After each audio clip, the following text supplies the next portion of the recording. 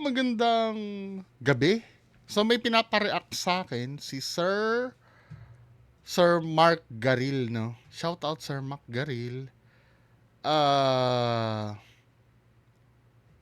Ito ay podcast ng Anti-Supot podcast. Ito ay regarding kay Sir Norman Mangusin, yung pinapa-react sa akin. Timestamp 12 minutes daw. Na pera, limpak-limpak na drugs. Ipapapress con talaga din kasi ito trophy namin to. Menace talaga to the society to. But si Kulaong menace to trophy. Yan na yung trophy. Puta, sabi ko, hindi. Naman hindi nila alam na menace sa society si FLM, no?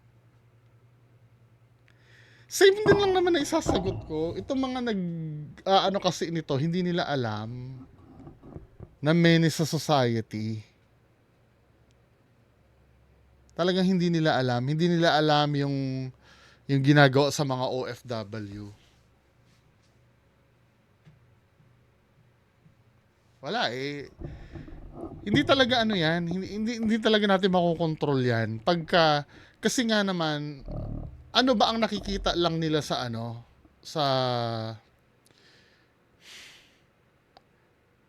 ba ang nakikita nila kay FLM? Hindi naman nila alam yung istorya nung mga ilang OFW ang nakapagbigay ng pera diyan eh. At yung mga humanitarian niya ngayon na kaduda-duda yung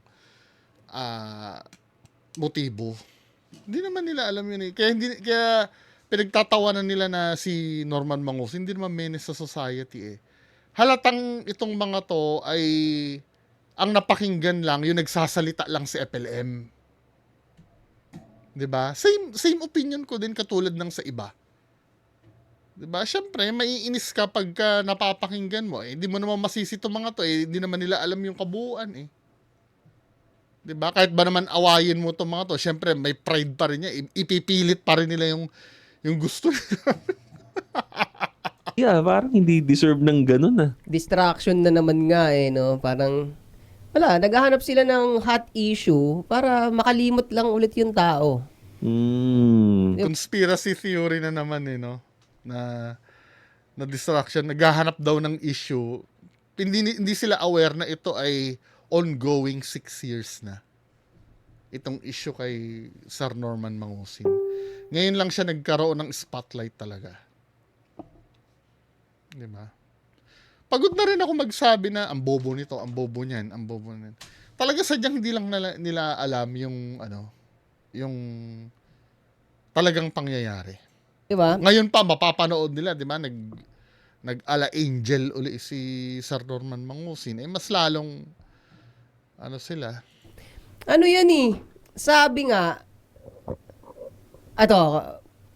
kapag yung dalawang partido totoong merong beef sa isa. Yung totoo na talaga, hindi na for the show, hindi na for the clout ang ginagawa.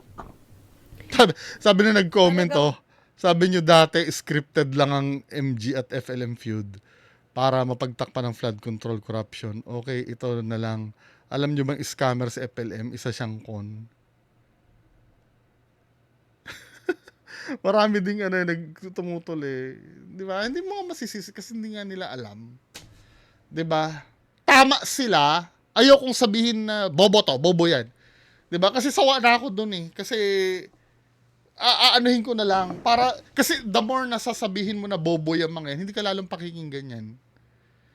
'Di ba? Siyempre mauuna yung pride niyan. Ano na lang yan? Tama sila sa mga bagay na alam lang nila.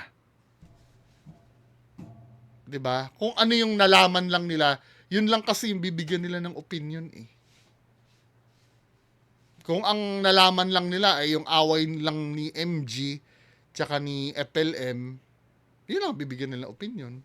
Oo nga naman na tangina, away lang pala ito ng dalawang vlogger, ba't kailangan ibalandra nyo pa yan? Di ba, men?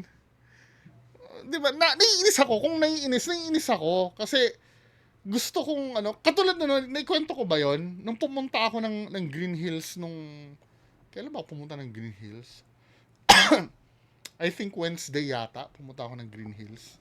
Naririnig ko rin yung mga tao doon na hindi nila alam. Talaga yun nangyayari. Hot na hot si FLM na topic doon. Kasi ang naririnig ko sa cellphone nila na piniplay nila yung nagsasalita si FLM. Kasi yun lang ang kinuha ng media talaga yung video na yun Yung Anjan's fixation lang ang kaso ko, para na akong pumatay ng tao. Yung mga binibintang nila sa akin, acquitted na ako lahat yan. 'Di ba? Yung istapa na yan. Di sana ngayon merong ngayon walang kaso na istapa. Di ba yun na sinabi niya? Pero in reality meron pala, may nakalkal na ongoing siyang kaso. Lalo na human trafficking. Heinous crime ang human trafficking 'Di ba? Threat yun sa society na sinasabi niyong hindi. Lalo na yung di umano'y allegedly na modus niya sa mga OFW. Na proven na. Marami na nagsalita na hindi kayo aware. Mga men. Sagad yung paninira sa tao. Oo. Sasagarin nila yung paninira sa tao. So itong pangyayaring ito kay Makagago tsaka kay FLM, so sa akin nga, hindi ko nga sila tinitake seriously. Mm. Pero the fact na umabot sila sa ganito, malalim talaga, meron silang malalim na pinagtatalunan talaga. Medyo nahahalata niya na medyo naisip niya, oo nga naman, ba't naman hahantong sa ganun yun? Kung ibig sabihin may malalim talaga. At ano yun? Yung malalim na yun. Nagtataka nga lang din ako kasi naaalala ko nga nung pandemic, pinagtatanggol pa ni Makagago yun si FLM. Correct. Talaga? May nakita Hindi akong ko alam video. yun Kasi Hindi yan ko yung alam panahon na namimigay siya ng maraming bigas, di ba? Oo. So, hati, may mga taong natutuwa, marami ring taong hindi natutuwa. Binabash siya, dumami yung bash. Nag-step up si Makagago nun. Tapos, sinabi niya na, mas okay na ako sa ganyan tao, na marami kayong binabato sa kanya, pero nakikita nyo na may ginagawa talaga siya. Pinagtanggol Hindi ko niya. alam yun. Hindi ko alam yun. Nakita ko yun, pre. Oo. Kaya nga nagtaka na lang ako medyo nagulat ako na netong nagtatalo sila At yan din ata yung reason kung bakit tiniran siya ni FLM, pre. Kasi parang tinake as negative ni FLM yung pagtatanggol sa kanya ni Makagago. No, hindi. Kaya siya tinira ni Tamo. Ay, Diyos ko. Actually, sa totoo lang, madali lang malaman kung anong dahilan Madali lang ang malaman.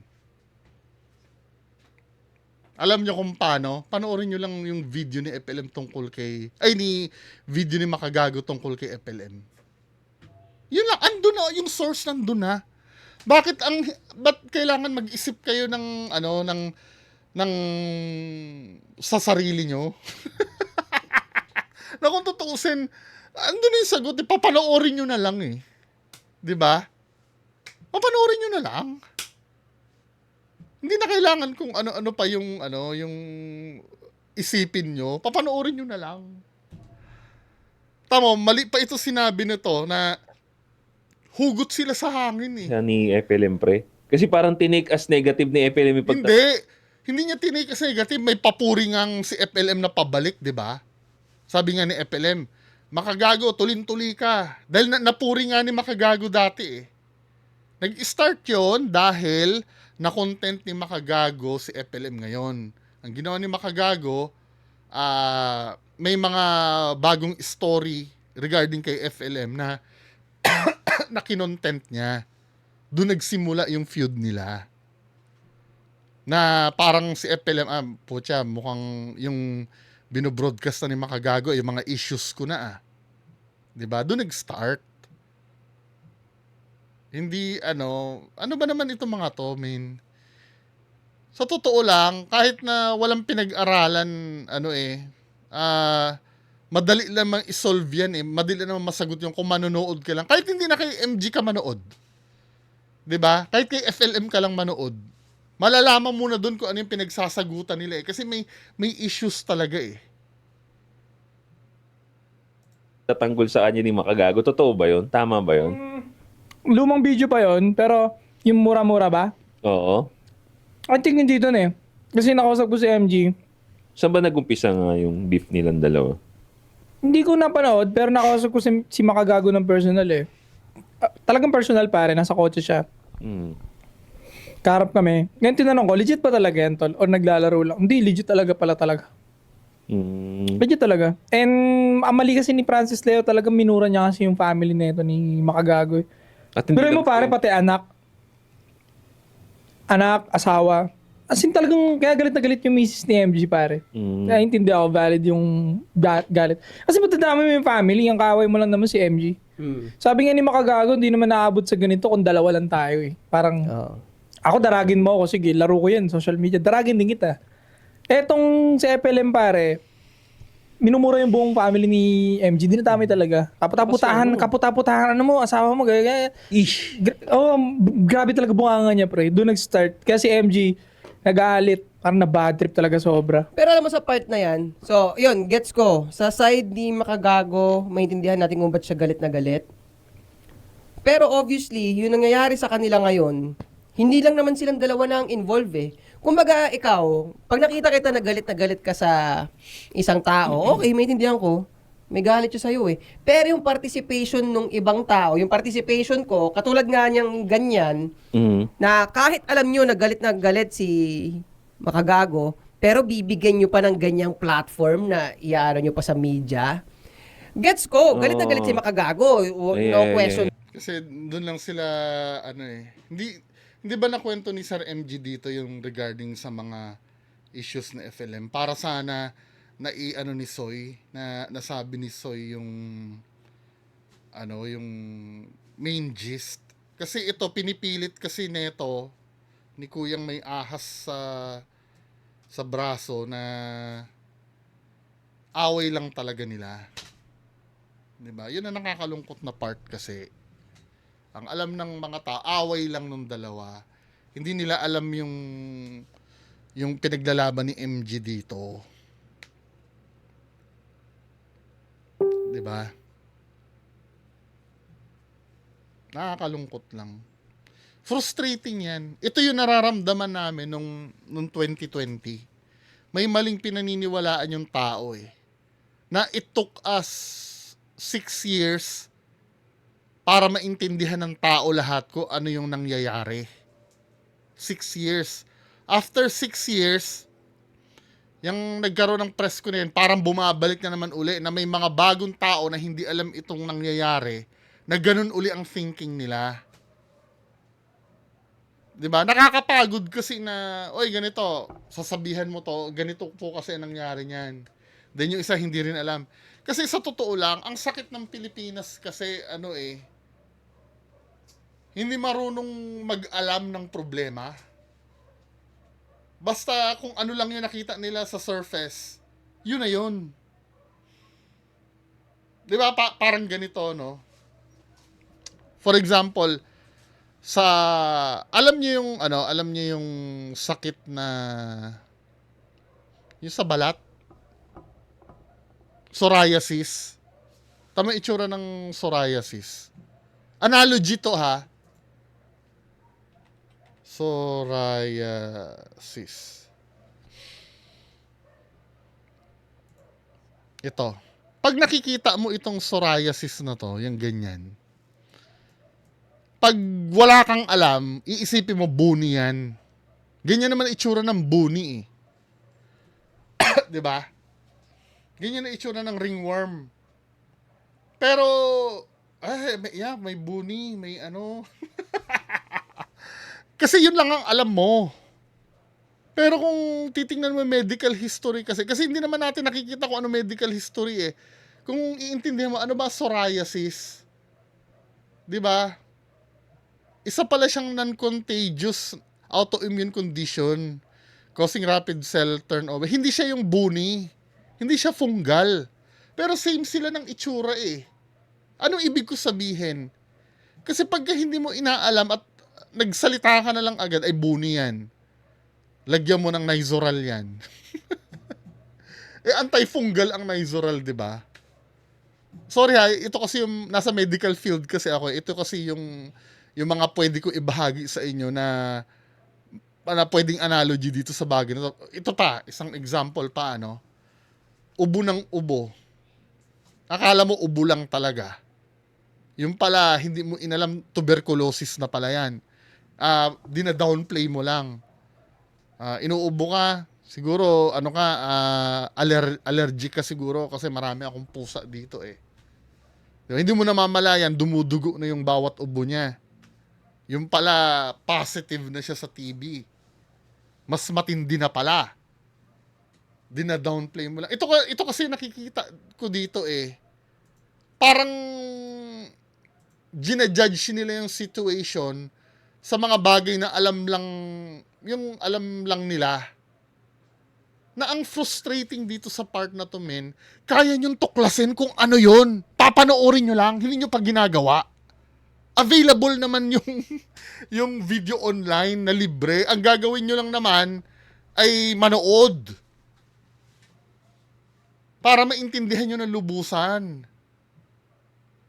Doon. Pero kayo yung participation nyo na kailangan may justification din bago nyo kilusan yung isang bagay. Oo. Yun nga, anong justification kaya ginawa yun ng ano? Mas maraming kaso. Involve ang mga OFWs. 'Di ba? Merong mga estafa cases. Patong-patong. Maraming ininsultong pulis. Hindi lang si Makagago ang dinis eh. Pati sila Kalinisan. Hindi nyo alam yun eh. Yung paduduguin ang uso ng mga NBI. Hindi nyo alam yun. Ang alam nyo lang talaga, si MG lang yung kaaway. Anyway, skip tayo doon sa isang timestamp na binigay ni Sir Mark Garil. 1935. Feelings lang daw ang pinagmulan lahat. 1935. 19... Start tayo sa 1920. No timestamp.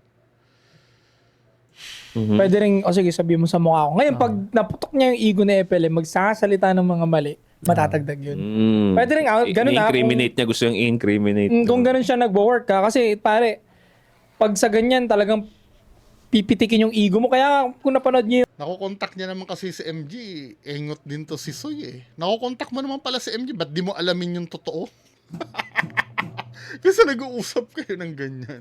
yung Saul Goodman ba? Yung basta yung lawyer na, Saul Goodman. pinipress talaga nila yung witness, iniirita lang nila, paikot-ikot lang yung tanong, mairita lang eh. Para, sige na nga. Ganito ganyan, tapos magkakamali-mali na. So, pwedeng ganon. Oo. Hinihintay nila magsalita para magkamali. So yun, ang problema nga lang, since court, kunyari sa court lang yun, hindi media. Yun, pinakita mo sa media na parang na bad trip ka sa isang content creator na isa kang government, mataas ang tingin sa'yo, mataas ang pwesto mo, natitrigger ka ng content creator, medyo bala sa'yo yun. Yun nga lang ang mali ni boss dun. I agree. Diba? Ako nga ang Hindi niya alam kung ano yung ginawa dun sa nung content creator na yun sa kanila yung giving vibes nila yung the whole picture pwede din ako. Para sila mga bata na susumbong. Si MG, yung misis niya, pati yung sabi niya, gets ko, pinaganda niya pa nga yung word si Sir sabi niya. Saka iniimbitahan po natin si isang importanteng tao, si Senator Manny. Pwede po kayo magpunta dito at padala. Napanood naman pala nila eh. Bakit hindi nila napakinggan yung sa bandang human trafficking? Ano ba yun? Hindi ba napanood nyo naman, di ba? Nyo ng pagkain si FLM. Alam na natin yung ibig sabihin nun. Pero mukha silang mga nagsusumbong. Yeah, mga nagsusumbong. Para mga bata.